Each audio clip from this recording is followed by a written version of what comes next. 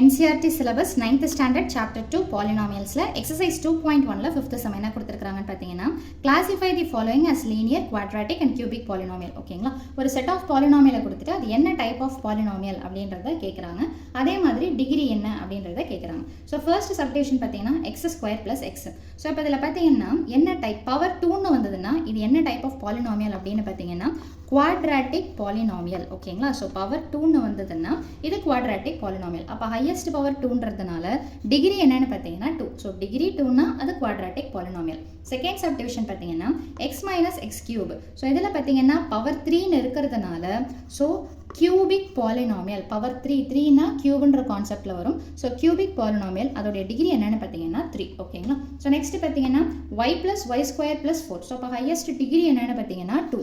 so 2 ன்னு வந்தாலே அது என்ன டைப் ஆஃப் polynomial அப்படினு பாத்தீங்கன்னா quadratic polynomial. so அடுத்த சப்டிவிஷன் பாருங்க 1 plus x.